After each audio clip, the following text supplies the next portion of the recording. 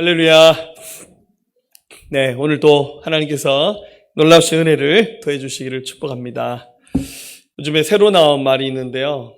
코로나 블루란 말입니다. 우울하다는 말을 블루라고 그렇게 표현하는데 코로나 때문에 사람들이 다 많이 우울합니다. 자, 우리 힘들고 어렵지만 우리 다 이길 수 있습니다. 할렐루야. 자, 옆에 번 보시면서 오늘 너무 좋은 날입니다. 이렇게 한번 인사하십시다. 자, 오늘 너무 좋은 날입니다. 할렐루야. 네, 오늘 예배 시간에 많이 웃는 분들은 제가 끝나고 특별 선물을 드리겠습니다. 할렐루야. 네, 몇몇 분이 후보에 들으셨습니다. 자, 오늘 말씀은 기적을 창조하는 믿음입니다. 여러분, 기적이라는 말 아시죠? 네, 우리 삶에 일어나는 초자연적인 하나님의 역사를 우리가 기적이다 이렇게 말합니다. 그럼 지금도 우리의 삶에는 기적이 일어나고 있습니다. 믿으시죠? 네, 믿으시는 분들은 yes 이렇게 대답을 해야 됩니다. 혹시 지금도 기적이 일어나고 있습니까? 라고 묻는데 아니요 하시는 분이 한 사람도 없기를 축복합니다. 우리가 믿음의 사람이니까 당연히 하나님이 베푸시는 기적을 믿습니다 라고 대답을 해야 되는데 삶이 만만치 않아요.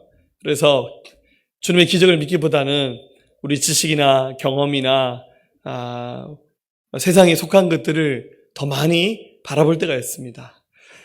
그래서 기적을 믿는 믿음 얘기하면 마치 로또 복권에 당첨되기를 바라는 그런 마음으로 치유해버리면서 누군가가 나는 기도하면서 기적이 나타나서 믿어요라고 말하면 야, 요즘에 누가 그런 기도하냐고 이렇게 핀잔을 줍니다. 우리 가운데 그런 분이 한 분도 없기를 주의 이름으로 축원합니다. 사실 우리는 굉장한 기적을 경험한 세대 속에 살고 있습니다. 우리 대한민국이 70년 전이죠. 1950년에 남북이 전쟁을 해서 한국 전쟁 가운데 우리는 잿더미 가운데 올랐습니다. 여러분들 그때 우리나라가 얼마나 초토화된지 아시죠? 그 한국 전쟁 이후에 우리 대한민국은 굉장한 번영을 누리고 있습니다. 여러분들 그 한국 전쟁 때 우리나라 국민소득이 20달러 안팎이었습니다. 얼마냐면 23,000원. 무슨 말이냐면 한 사람이 1년 동안 버는 것이 23,000원 그 뜻입니다. 정말 가난했습니다. 여러분 지금 우리나라 국민소득이 얼마인 줄 알죠? 약 3만 달러 안팎입니다. 1년에 한 사람이 3,600만 원, 3,500만 원씩 번다 그 뜻입니다. 실제 버는지는 모르겠습니다. 할렐루야. 네. 우리나라 굉장히 가난한데요. 필리핀보다 더 가난했어요. 필리핀 얘기해서 죄송합니다만은 저희가 필리핀으로 단기 선교를 여러 번 가봤는데 지금도 필리핀 가난하거든요. 근데 1950년대, 60년대, 70년대 우리 아시아에서 제일 잘 사는 나라 중에 하나가 필리핀이었어요. 네.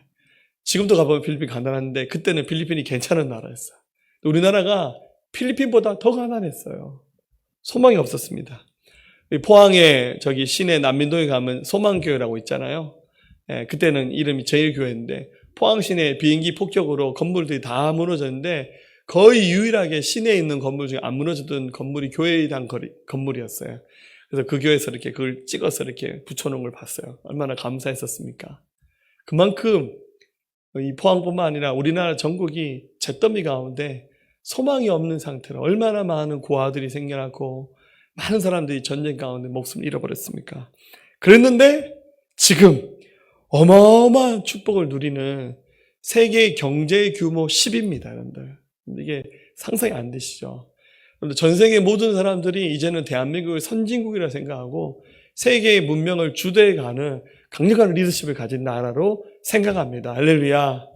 우리는 진작에 마스크 쓰고 있었는데 미국의 대통령 당선자가 이제는 모든 국민들 마스크 써야 된대요.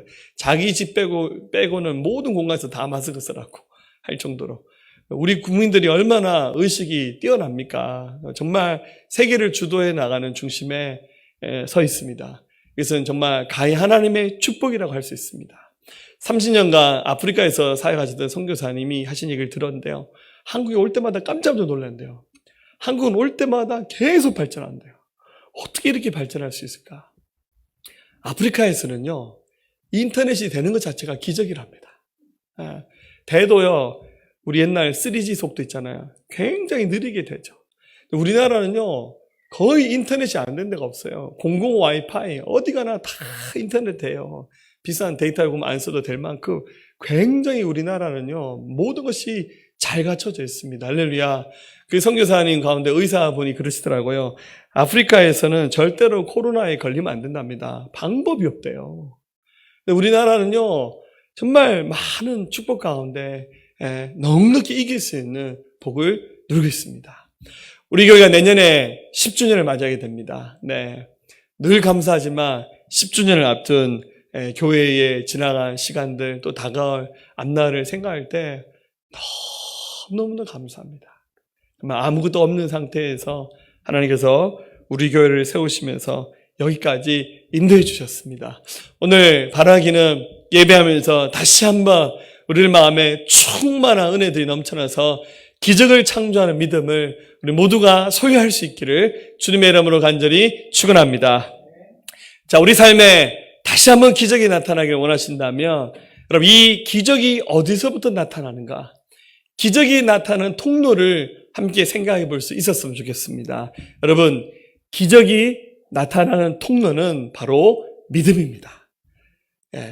하나님 앞에 믿음만 있다면 하나님 얼마든지 우리 삶에 당신이 나타나시면서 당신의 기적을 베푸실 수 있습니다. 오늘 이 믿음의 기적을 통해서 함께 오늘 이후에 여러분 삶에서 수많은 간증거리들이 쏟아지는 은혜가 있기를 예수의 이름으로 축복합니다. 자, 말씀의 주인공은 하나님으로부터 특별한 기적을 경험했던 사람들입니다. 바로 10명의 나병 환자에 관한 기적입니다.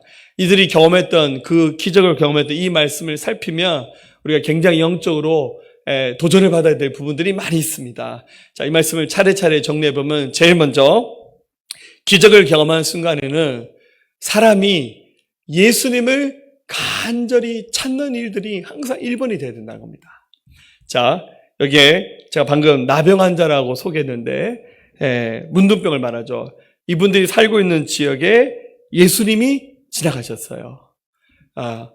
예수님이 지나가셨는데 언제 또 예수님이 여기 올지 안 오실지 알지 못합니다. 그런데 예수님이 지나간 순간 이 10명의 나병 환자들이 우르르 몰려 나와서 예수님의 이름을 간절히 찾는 일을 시작합니다. 본문을 다시 보면 11절 12절 예수께서 예루살렘으로 가실 때 사마리아와 갈릴리 사이로 지나가시다가 한 마을에 들어가시니 나병 환자 10명이 예수를 만나 멀리 서서, 예수님이 아마 갈릴리 북쪽에서 아래쪽으로 예루살렘으로 오셨던 것 같아요.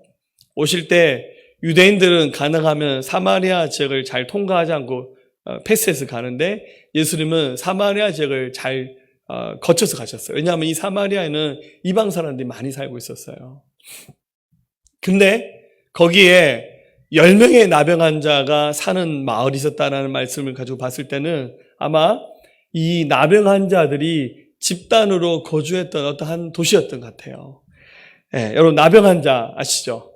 우리 성경에서 이제 번역을 나병이라고 번역했는데 우리가 잘 아는 말로 바꾸면 문둥병입니다. 문둥병. 요즘에는 한센병이라고 말하기도 합니다. 이 문둥병은 몸 안에 어떤 균이 침입해서 생기는 병인데요. 이 균 치료가 잘 되지 않았어요.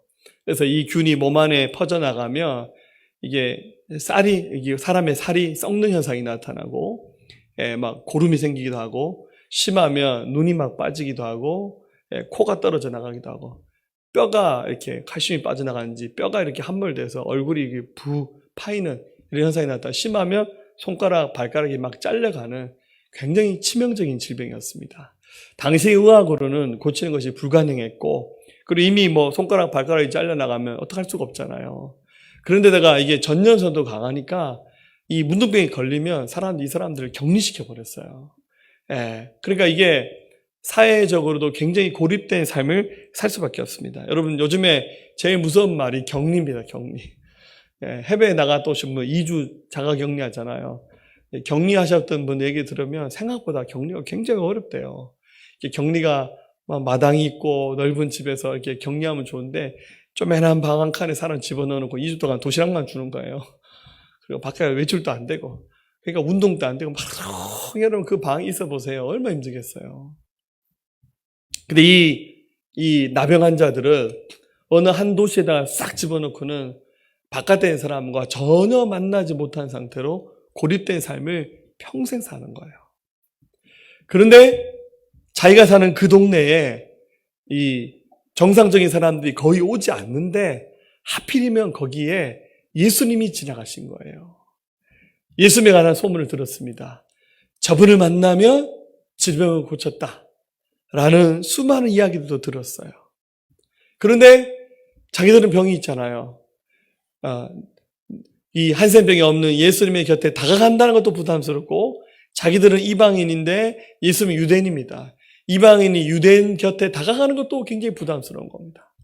그래서 굉장히 멀찍멀찍 서서 예수님의 곁을 다가와서 예수님을 찾는 일이 시작합니다.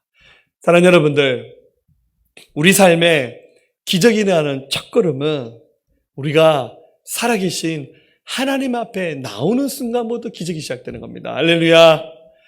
아무리 고민을 하고 생각을 하고 번민한다 해도 그것을 통해서 기적이 일어나지는 않아요.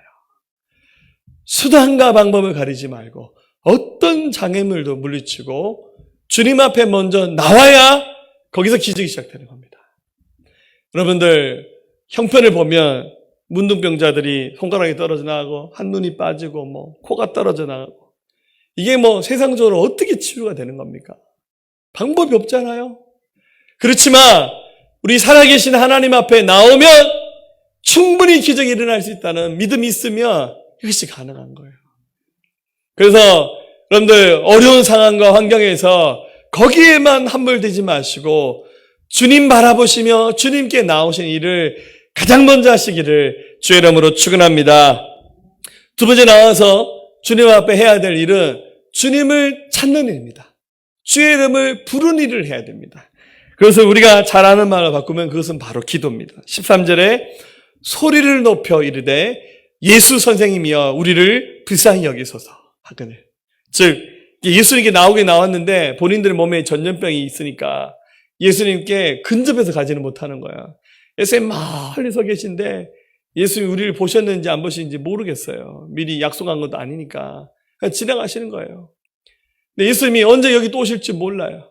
그래서 다급히 어떻게 합니까? 예수 선생님! 우리를 불쌍히 여겨주세요. 예수님이 충분히 들을 수 있도록 예수님! 들어주세요. 이렇게 간절하게 주의 이름을 부릅니다. 그랬더니 주님의 눈이 이 10명의 나병 환자들과 마주치면서 예수님이 그들을 가까이 부르셔서 그들을 치료하시는 기적이 바로 여기서 시작되는 겁니다. 사랑하는 여러분들, 하나님은 우리가 하는 기도를 반드시 들으셔요. 기도를 들으시는 성령님이 지금 이 자리에 함께하고 계십니다. 믿으십시오. 할렐루야. 믿으시고 주님께 간절하게 여러분의 기도 제목들을 올려드리시기 바랍니다. 분명히 성경은 말씀하셨습니다. 시편 102편 17절에 여호와께서 빈궁한 자의 기도를 돌아보시며 그들의 기도를 멸시하지 아니하셨도다. 또 요한복음 14장 13절 너희가 내 이름으로 무엇을 구하든지 내가 시행하리니 이는 아버지로 하여금 아들로 말미암아 영광을 받으시게 하려 합니다. 예수님의 이름으로 무엇을 구하든지 내가 다 시행하겠다. 들어주겠다. 예수님께서 약속해 주셨어요. 내 이름으로 무엇을 구하든 내게 구하면 내가 행하리라. 그렇게 약속해 주셨어요. 그래서 우리는 이 약속의 말씀을 믿고 기도해야 돼요. 할렐루야. 기도하는 자리에 기적이 나타납니다. 자꾸만 계산하지 마세요. 안 된다라고 불평하지 말고 옆에 사람들이 하는 그 말에 휘둘리지 마세요. 여러분, 한국교회가 만든 세계적인 발명품 새벽 예배입니다. 할렐루야. 새벽 기도. 아마 예수님이 사실은 새벽에 기도하셨지만 공식적으로 새벽 예배, 새벽 기도를 만든 거는 우리 민족이 세계 최초입니다. 굉장한 종교성을 가지고 있잖아. 옛날 새벽에 정한수 떠놓고 기도하던 습관이 있으니까 예수 믿으니까 이게 웬일인가 하고 이제 새벽 기도 한 거죠. 너무너무 감사하죠. 근데 때로는 새벽 기도가 없으면 참 좋겠다 생각도 합니다. 할렐루야. 그죠? 그래서 요즘에 많은 교회들이 요즘 사람들이 다 밤문하잖아요. 밤에 늦게 자고 뭐 저녁 모임도 많고 새벽에 잘 안 모여요. 그래서 많은 교회들이 새벽 예배를 많이 없애고 있어요. 저녁 기도 하자는데 저녁 기도도 안 하고 새벽 기도도 안 하고 다 안 하는 거죠. 엄밀만 하면. 그렇지만 여러분들 기도를 멈출 수가 없어요. 할렐루야. 우리 교회 중보기도 집회 하잖아요. 네, 올해 3번 했습니다. 네. 내년에도 저도 3번 이상은 중보기도 집회를 하려고 교회 일정을 그렇게 짜고 있습니다. 네. 주변에 제 친한 목사님들 그래요. 목사님 나 이번 주에 중보기도 집회 합니다. 그러니까 나 이번 주에 운동도 못 가니까 나 찾지 말라고. 그러면 또 하냐고 물어봐요. 대단하다 하고 교인들을 달달달 먹는다고 저보고 이렇게 얘기합니다. 진짜 그렇게 얘기해요. 뭘 그렇게 열심히 하냐고. 좀 친하니까 농담식 얘기하는데 뭐 부러워하는 거죠. 사실 할렐루야. 그죠? 할렐루야. 부러우면 지는 거예요. 사실 뭐 외부 강사 초대해서 하는 게 아니라 그냥 제가 직접 하죠. 여러분 담임 목사가 일주일 내내 집회를 1년에 몇 번 하는 그런 게 흔하지 않아요. 여러분들. 예. 감사한 거는 제가 능력이 많아서 그런 게 아니라 여러분들이 순수해서 은혜를 받으시는 거예요. 할렐루야. 여러분 힘들어도 새벽 기도, 우리 중보기도 집회 같은 특별한 기도의 집회 우리 포기할 수 없어요. 예, 코로나 닥치면 아니면 마스크 2개, 3개 끼고 합시다. 할렐루야. 할렐루야. 아니면 교회에다가 뭐 공기청정기 한 10개 설치하죠. 할렐루야. 예, 우리 아무리 어려워도 여러분들 우리 교회가 기도하는 일들을 멈출 수 없습니다. 10회에서 말씀하셨습니다. 내게 구하라. 내가 이방 나라를 내 유업으로 주리니 내 소유가 땅끝까지 이르리라. 주님이 구하며 이방의 나라를 우리에게 주신다는 거예요. 무슨 말이냐면 우리 힘으로 땅 한 평 사기 어렵잖아요. 그런데 믿음으로 구하면 그 영혼들을 얻게 되면 그 땅을 우리가 얻게 되는 거잖아요. 그래서 구하며 열방의 모든 나라를 우리 유업으로 주시겠다고 약속해 주셨습니다. 여러분 기도를 통해서 기적을 창조하는 은혜를 누리시기를 주의 이름으로 축원합니다. 그다음 우리는 예수님께 순종해야 됩니다. 여러분 기적의 완성은 믿음으로 순종할 때 나타난 겁니다. 여러분 우리 주님의 능력은 부족하지 않아요. 여러분 걱정하지 않으셔야 돼요. 내가 기도하면 이거 주님 할 수 있나? 이런 걱정하지 않으셔도 돼요. 주님은 다 하실 수 있어요. 문제는 그 순간 주님이 우리의 믿음을 확인하세요. 할 수 있는지. 특별히 믿음이 있다라고 하는 것은 말로서 고백하는 것으로만 끝나는 것이 아니라 그 믿음에 대한 순종이 필요해요. 14절에 보시고 이르시되 가서 제사장들에게 너희 몸을 보이라 하셨더니 그들이 가다가 깨끗함을 받은지라. 무슨 말이냐면 당시에는 이 문둥병은 치명적인 병이었기 때문에 제사장이 그 마을에 살고 있는 그 문둥병을 가진 사람을 숫자를 헤아리고 있었어요. 아무개 이름 QR코드 찍듯이 이렇게 카운트를 하고 있는 거죠. 그래서 문둥병이 나았으면 제사장한테 가서 나 나았습니다라고 확인을 받아야 됩니다. 자, 근데 예수님이 이 10명의 나병 환자를 통해서 말씀하시기를 제사장한테 가서 너희 몸 보이라고. 무슨 말입니까? 다 나았다는 말입니다.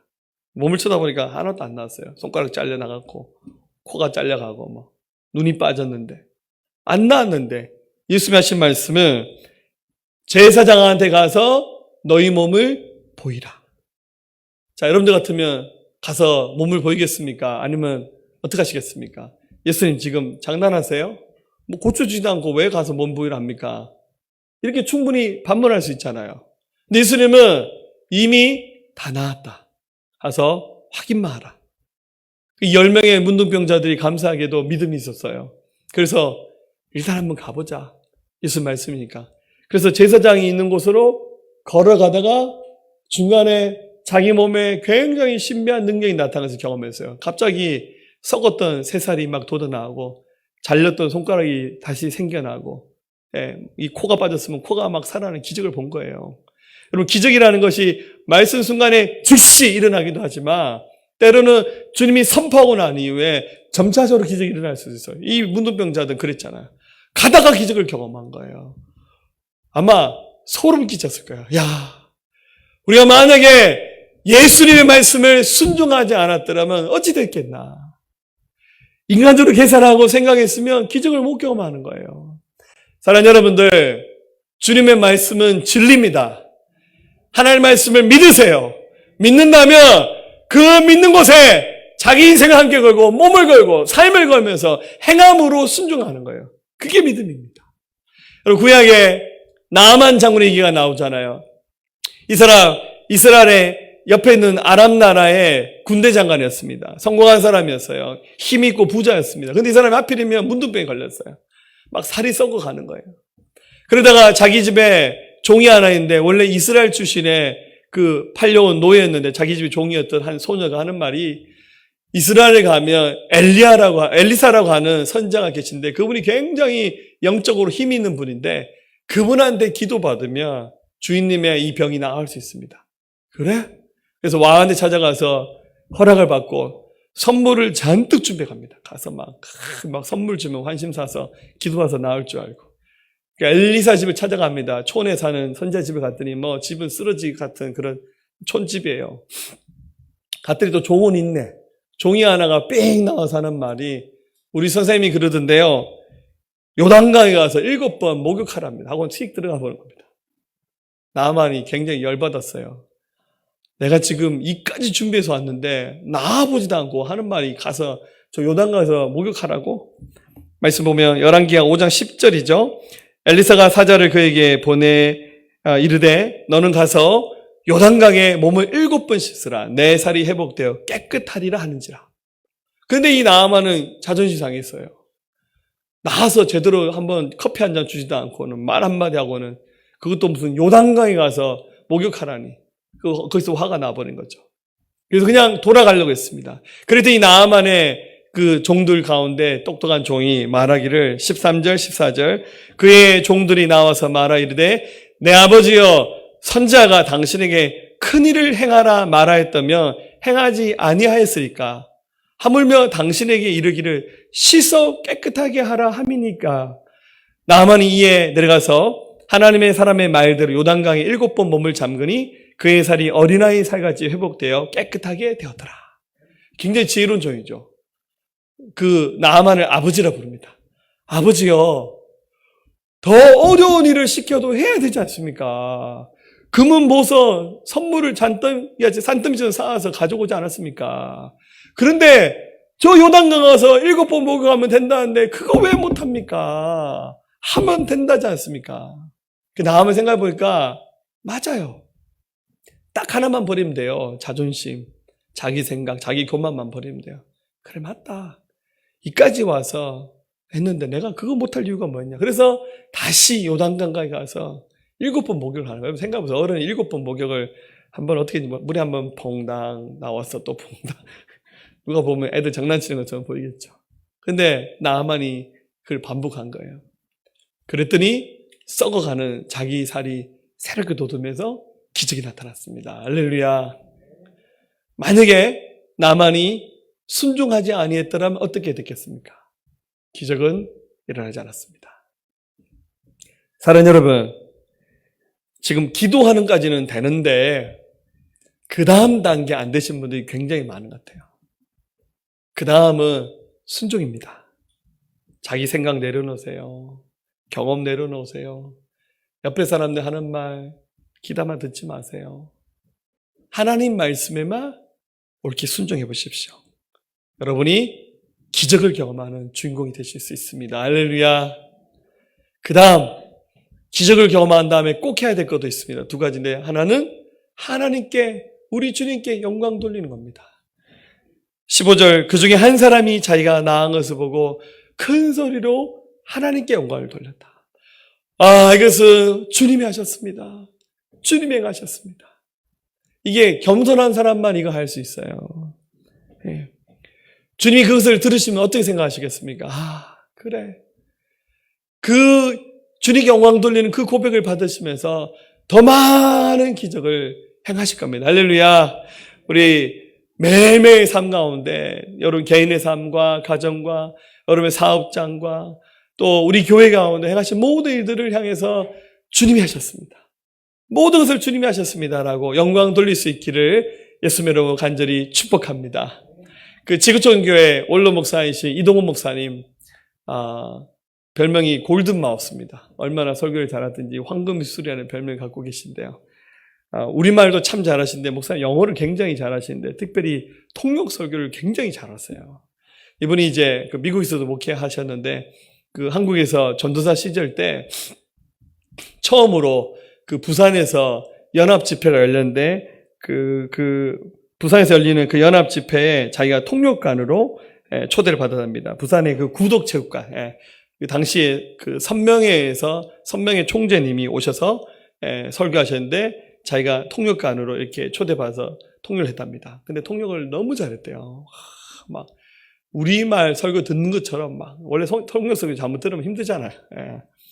잠자기 딱 좋습니다. 근데 너무너무 통역을 잘했대요. 그래서 그날 밤 끝마치고 숙소에 왔는데 부산 사는 목사님 여러 분이 찾아와서 막 자기를 완전 비행기를 떼어드려요. 내가 평생 하면서 당신처럼 통역을 잘하던 처음 봤다고. 얼굴도 잘생기고 막 하나 빠진 거 없다고. 확 비행기를 떼는데 그날 밤 잠이 안 오더래요. 드디어 내가 한국계에 떠오르는 샛별이 되겠구나. 막 그랬답니다. 그리고는 이제 잠을 잤는데 그 다음날 둘째 날 집회가 돼서 또다시 통역을 하기 위해서 강당에 딱 올라왔는데 갑자기 말이 안 나오더래요. 순간적으로 목이 탁 잠기는데 말 몇 마디 못하고 모기 소리도 안 나온 상태가 희한할 정도로. 그래서 도저히 안 돼서 바꿔달라 했답니다. 그래서 통역 5분만 하고 내려와 버렸답니다. 그리고 얼마나 쪽팔리는지 그 자리에 앉아있지도 못하고 집회도 끝나기 전에 택시 타고 집에 가버렸대요. 숙소에 돌아와서 계속 울었대요. 내가 너무 교만했나 보다. 막 울면서 밤새 몸부림쳤는데 한 밤 12시 넘었는데 주님이 자기에게 찾아오셔서 이렇게 말씀하시더래요. 그 목소리가 내 목소리냐? 통역하는 능력이 내 것이냐? 내가 준 선물, 내가 준 은사, 내가 준 목소리, 내가 준 능력을 가지고 왜 내가 영광을 가로채려 가느냐? 주님께 책망하시더래요. 그래서 그 자리에서 막 눈물 흘리면서 회개했답니다. 그때 떠올랐던 말씀이 시편 115편 1절인데 여호와의 영광을 우리에게 돌리지 마옵소서, 우리에게 돌리지 마옵소서. 오직 주는 인자하시고 진실하심으로 주의 이름에만 영광을 돌리소서. 그렇게 막 회개했더니 주님 이렇게 말씀하시더래요. 이제 나를 의지하고 겸손하게 살걸 하라고. 셋째 날이 되는데요. 또 통역관에 올라갔답니다. 막 걱정이죠. 사람들이 다 걱정합니다. 어제 목소리 하나 안 나왔던 사람이 또 통역 올랐으니까. 셋째 날 되는데 목소리가 청아한 목소리가 나오면서 첫째 날처럼 이 통역 설교를 무사히 마쳤다고 합니다. 이동호사님 그러시더라고요. 자기 마음에 하나님 영광을 가로채는 교만한 마음이 올라올 때마다 옛날 그때 그 경험을 떠올린답니다. 내가 교만하면 주님이 나를 쓰지 않는다는 거. 사랑하는 여러분들, 기적을 한 번만 경험한 사람으로 그치지 않았으면 좋겠어요. 기적이 나타날 때마다 항상 하나님이 하셨습니다. 하나님이 하셨습니다라고 주께 영광 돌리시기를 주의 이름으로 축원합니다. 마지막으로 주님께 감사하시기를 바랍니다. 지금 10명의 이 나병 환자가 나왔는데요. 한 명만 돌아옵니다. 16절 17절 예수의 발 아래 엎드려 감사하니 그는 사마리아 사람. 이 사람도 이방인입니다. 그가 예수께 대답하여 이르시되 10사람이 다 깨끗함을 받지 아니하느냐? 그 9은 어디 있느냐? 10명이 다 나음을 입었는데 9명 그냥 너무 기뻐서 빨리 집에 가버렸어요. 가족 만나고 싶었나 봐요. 근데 한 명만 가던 길을 되돌아와서 예수님께 영광 돌리면서 감사를 했습니다. 여러분, 기적을 계속 경험하기 원하신다면 주님께 감사하는 믿음의 태도를 갖기를 주의 이름으로 축원합니다. 미국 유명한 시인 조지 허버트가 이렇게 말했습니다. 하나님 제게 너무 많은 것을 주심에 감사드립니다. 그러나 정말로 간절히 바란 것이 한 가지 더 있습니다. 그것은 바로 감사하는 마음입니다. 정말로 많은 것을 제게 베푸셨지만 딱 한 가지만 더 감사하는 마음을 제게 허락해 주십시오. 미국 속담에는 그런 말도 있대요. 세상에서 가장 풀기 어려운 수학 숙제는 그동안 받은 감사를 헤아리는 것이다. 여러분, 감사할 때 하나님이 앞으로 저와 여러분 삶에 더 많은 기적을 베푸실 겁니다. 할렐루야. 제가 여러분께 다른 거 자랑은 못할 것 같고요. 내가 믿음으로 살았더니 하나님이 이처럼 기적을 날마다 베푸셨습니다라는 그런 간증을 제가 앞으로 평생 여러분 앞에서 제일 많이 하는 사람으로 살기를 원합니다. 할렐루야. 마지막 우리가 하나님 앞에 기적을 창조하는 믿음을 함께 구했으면 좋겠습니다. 여러분, 그 계란 아시죠? 우리가 먹는 계란은 무정란이거든요. 그거는 이제 품고 있으면 병아리가 안 생깁니다. 근데 이제 유정란이 있습니다. 유정란은 좀 더 비싸죠. 예, 그 유정란을 집에 가져가서 37.5도를 유지하면서 열흘 동안 유지하면 그 유정란에서 나중에 병아리가 나온답니다. 할렐루야. 네, 원하시는 분들 하시면 됩니다. 근데 저기 실제로 어미닭이 닭을 저렇게 한 열흘 정도 품고 있으면, 유정란을 품고 있으면 열흘 되면 그 병아리가 깨어나옵니다. 원래 여러분들 이 계란 껍질이 굉장히 딱딱하잖아요. 이게 사람 주먹으로 생 계란을 이렇게 쥐어도 안 깨지잖아요. 근데 저게 나중에 병아리가 완성이 돼서 깨어날 무렵 껍질이 딱딱하잖아요. 그러면 속에 있는 그 병아리가 껍질을 못 깬답니다. 그러면 어떻게 하냐면 이 작은 병아리가 저 작은 주둥이를 가지고 그 계란 안쪽에서 톡톡하고 녹화하듯이 이렇게 탁탁 친답니다. 깨지진 않아요. 그러면 어미 암탉이 그걸 보고 있다가 병아리가 나오는구나 하고는 톡톡 녹화하는 그 면을 딱 찾아서 바로 큰 부리로 팍 찍어버리면 껍질이 쫙 깨지면서 병아리 나온답니다. 신기하죠? 네. 또 해보려 하지 마시고. 네.